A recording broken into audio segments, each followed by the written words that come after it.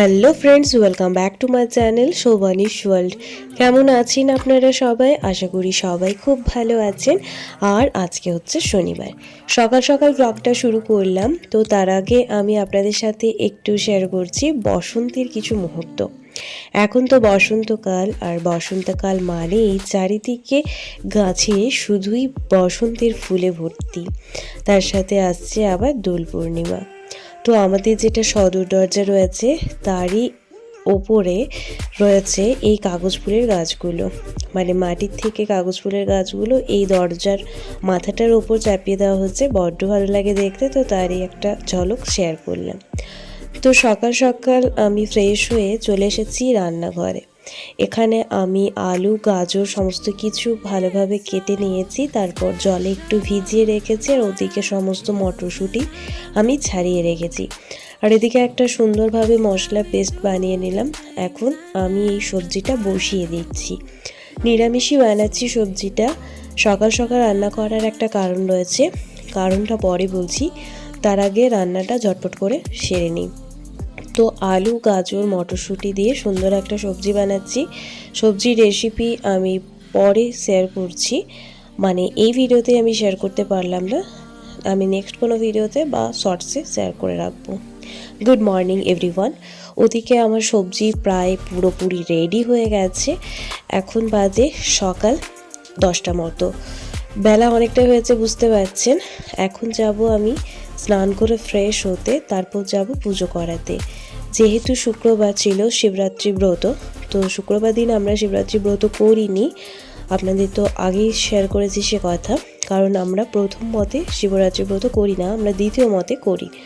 তো সেজন্য আজকে শনিবার, দ্বিতীয় মতে শিবরাত্রি ব্রত হবে, তাই আজকে আমরা শিবরাত্রি ব্রত করব। চলুন আর কথা না বাড়িয়ে ঝটপট করে রেডি হয়ে নিই। 2000 years later.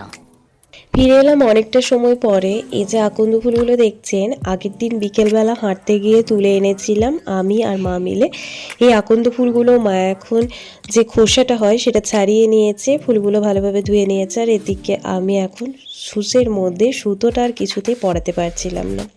যাই হোক, কোনো রকমে সুতোটা আমি সুচের মধ্যে পরিয়ে নিয়েছি। এরপর আমি একটা একটা করে ফুল নিয়ে মালা গেঁথে নিচ্ছি। 3টে মালা গাঁথতে হবে, আর বাড়ির শিবের জন্য একটা। টোটাল 4টা মালা গাঁথলেই হয়ে যাবে। তো চলুন এখন এই কাজগুলোই করে নিই। এই শিবরাত্রির দিন আমার একটা কথা খুব মনে পড়ে, ছোটোবেলার কথা। আমাদের তো বাড়িতে শিব রয়েছে, আপনারা তো জানেননি। আমার বাবার বাড়িতে শিব রয়েছে, আপনাদের আগে শেয়ার করেছি সে কথা। তো এই শিবরাত্রির আগের দিন বিকেলবেলা ফুল পাবো না বলে সব ভাই বোনেরা মিলে একটা করে প্যাকেট নিয়ে দৌড়ে ছুটে চলে যেতাম ফুল আনার জন্য। তারপর সেই ফুলগুলো রেখে দিতাম সেদিনকে। পরের দিন সকাল সকাল ওঠার পর স্নান সেরে ফুলের যে খোসাগুলো সেগুলো ছাড়িয়ে নিয়ে তারপর আমরা মালা গেঁথে শিবের গলায় মালা দিয়ে পুজো কমপ্লিট করে তারপর খাবার খেতাম। তো কি আনন্দই না ছিল সেই দিনগুলো, আর কি ভালোই না ছিল সেই দিনগুলো। বড্ড মনে পড়ে সেই দিনগুলোর কথা। আজ আর চাইলেও সেই দিনগুলোতে ফিরে যাবার কোনো উপায় নেই। যাই হোক, এখন রেডি হয়ে গেছি। আমাদের বাড়ির সামনে যে শিব মন্দির রয়েছে সেখানেই যাব পুজো করার জন্য। তো চলুন, এখন প্রায় বেলা 11:30 মতো বাজে, বেরিয়ে পড়ি। তো পুজো নিয়ে এখন সবাই মিলে বেরিয়ে পড়েছি মন্দিরের উদ্দেশ্যে। তো আমরা সবাই শিবরাত্রি ব্রত করেছি, শুধুমাত্র বাবা বাদ দিয়ে মিস্টার ঘোষও শিবরাত্রি ব্রত করেছে। তো আমরা চলেও এসেছি মন্দিরে। এটা হচ্ছে শিবকালী মন্দির, শিব ঠাকুর কালী ঠাকুর দুটো ঠাকুরই রয়েছে মন্দিরে, সেজন্য এই মন্দিরটির নাম শিবকালী মন্দির। আচ্ছা, তো এই ভিডিওটি দেখে অনেকের মনে হতে পারে যে শিবরাত্রির ব্রত তো শুধু মেয়েরা করে স্বামীর কল্যাণের জন্য, আর যারা অবিবাহিত মহিলা রয়েছেন তারা করে ভালো বর পাবার জন্য। তো আমার কিন্তু এই মতটা একটু আপত্তি আছে, কারণ ঠাকুরের পুজো ছেলে হোক বা মেয়ে সবাই করতে পারে, আর উপোসও কিন্তু সবাই করতে পারে। আর যেহেতু আমাদের বাড়িতে শিব ঠাকুর রয়েছে, আর ছোটোবেলা থেকে দেখে আসছি আমাদের বাড়ির সবাইকে শিব ঠাকুরের পুজো করতে, শিবরাত্রি ব্রত পালন করতে, ছেলে মেয়ে উভয়কে। তো সেজন্য আমার বিয়ের পর মিস্টার ঘোষকে আমি শিবরাত্রি ব্রত করার জন্য বলেছিলাম, তো রাজিও হয়েছিল। আর আজও আমরা শিবরাত্রি ব্রত একসাথে পালন করছি। আচ্ছা, তো এখন বাজে বেলা 1টা মতো। পুজো করার পর বাড়ি ফিরে গেছি আর এখন প্রসাদ নিয়ে বসে পড়েছি। মিস্টার ঘোষ সমস্ত প্রসাদ রেডি করে দুটো প্লেটে সাজিয়ে নিয়ে এসেছে আমাদের জন্য। বরটা কিন্তু সত্যি বড্ড ভালো আমার।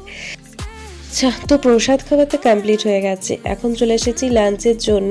শিবরাত্রি ব্রত করার পর আমরা লুচি খাই, কারণ আমি যেহেতু অনেক ছোটোবেলা থেকে শিবরাত্রি ব্রত পালন করছি, প্রায় 6-7 বছর থেকে। তো তখন তো অনেক ছোট ছিলাম, তাই শিব পুজো করার পর মা আমাদের লুচি খাইয়ে দিত। তো সেজন্য এখনও পুজো করার পর আমরা লুচি খাই। Much later. Good afternoon everyone. এখন বাজে বিকেল 5টা 20 মতো। আমরা বেরিয়ে পড়েছি, একটু যাচ্ছি শিব ঠাকুরের দর্শন করতে। আমাদের বাড়ি থেকে মোটামুটি হাঁটার পথে প্রায় 30 মিনিটের রাস্তা একটা আশ্রম রয়েছে। তো সেই আশ্রমে রয়েছে একটা বড় করে শিব ঠাকুর, এখানেও অনেকে পুজো করতে আসে। তো আমাদের বাড়ি থেকে যেহেতু ডিস্টেন্সটা একটু বেশি, সেজন্য আর সকালবেলা আসা হয়নি। আর এই জায়গাটা আপনাদের অনেকে পরিচিত হতে পারে, কারণ বাসন্তী পুজো হয় এই জায়গাটাতে। আর আমরা আগেরবার বাসন্তী পুজোর সময় এসেছিলাম আর আপনাদেরও সঙ্গে করে নিয়ে এসেছিলাম। ভিডিওটি অলরেডি আমার চ্যানেলে রয়েছে, চাইলে চেক আউট করে নিতে পারেন। এই ইয়ারেও বাসন্তী পুজোতে আসবো আর সাথে করে আপনাদেরও নিয়ে আসবো। এই যে আশ্রমটি ঢোকার পর বাঁদিকে রয়েছে শিব ঠাকুর, শিব ঠাকুরের পাশে রয়েছে মা কালী ঠাকুর। তো এখানে বাসন্তী পুজো হয়ে থাকে ঠিক এই মন্দিরটার উল্টো দিকটায়। আর এখানে জগন্নাথ প্রভু সহ আরও অনেক ঠাকুর রয়েছে। চারিদিকটা আপনাদের অবশ্যই ঘুরে ঘুরে দেখানোর চেষ্টা করছি।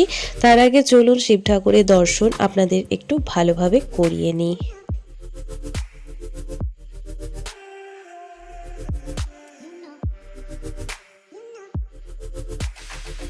যেহেতু বেলা করে বেরিয়েছিলাম আর আসার পর প্রায় সন্ধ্যা হয়ে গেছে, তাই আমরা সন্ধ্যা আরতিটা এখানে দেখিয়ে নিলাম।